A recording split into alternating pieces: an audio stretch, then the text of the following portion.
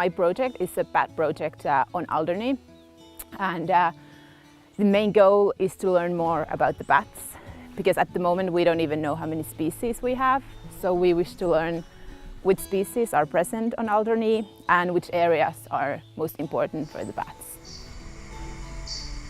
My project is important for conservation, because if we know more about the bats and the areas that they use, we can better protect them and better manage them for the bats. If we were to win the prize money, we would use it to build bat boxes. And then in July we have a bat week. We have some experts coming to help us. So to support that, and then hopefully get our own acoustic detector, because at the moment we're loaning one from Jersey.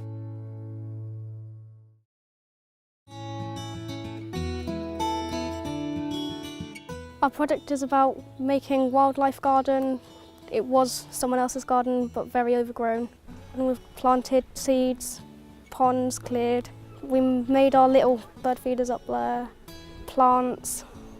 The project is important for conservation because the pupils who are involved directly are learning practical skills and learning about nature. But also the intention is to use it as an outdoor learning space for the whole school, from primary right up to secondary, for other pupils to learn about conservation and wildlife. If we were to win the prize with the money, we would spend it on more tools, because so far all our tools have been donated by the local people, and we need more, and more people are coming to help us. We also want to remove the greenhouse and buy picnic benches for outdoor classes, so people can come out here and learn.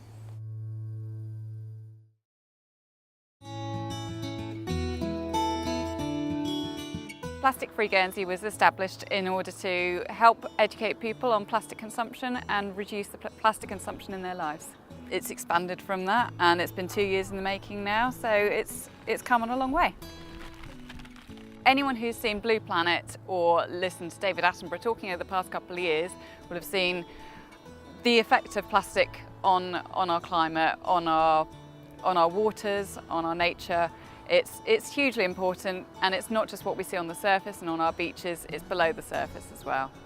If we were to win the prize money, or any prize money, we've got a few projects in line, from building up our marketing materials and gaining a greater reach, to getting materials for sample products and more attendance at events.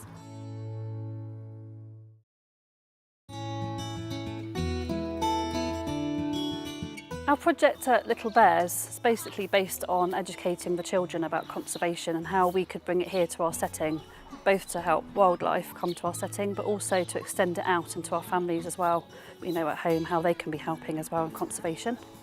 Our project is important for conservation because we feel that this generation, the generation going forward, are going to basically educate others, and we feel that if we started as, you know, they mean to go on, talking about plastic-free, recycling, how we can help bring, you know, different wildlife to our gardens, how we can plant them.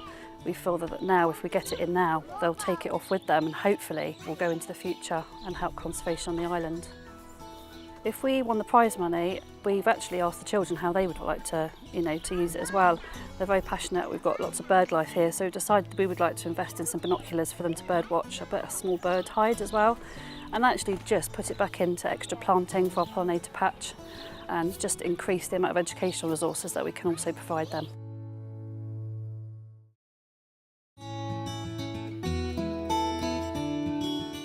Our aim was to help protect and conserve the wildlife spaces, habitats in Guernsey.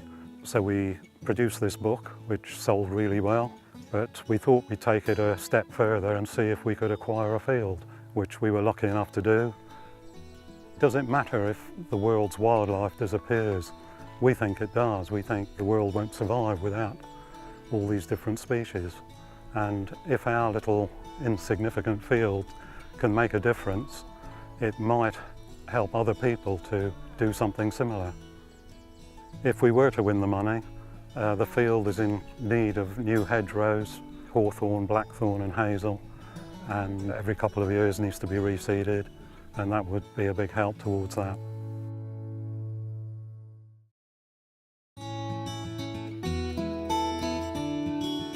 Soul Farm is project which essentially manages waste streams that we produce on island here and turn them into soil amendments to regenerate soil, predominantly microbiology. So we composting processes of waste streams to create microbiology, which regenerates soil health.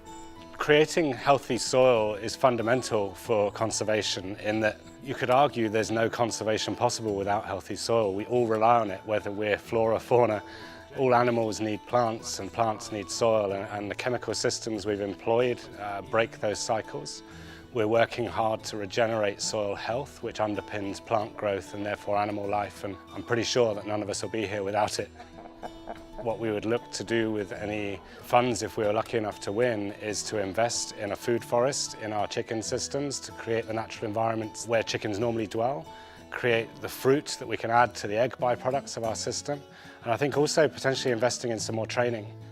It's an emerging area of knowledge, and we're constantly learning in holistic land management, in composting systems, in microbiology, so we're studying hard as well as farming.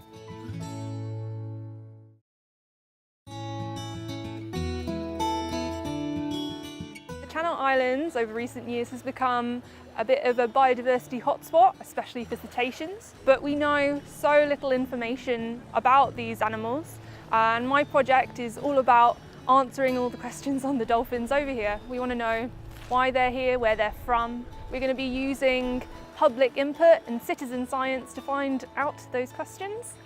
We are in a time of biodiversity crisis right now, and for once, Channel Islands is showing an increase in biodiversity, and we want to track that and understand how it works before we lose it without knowing.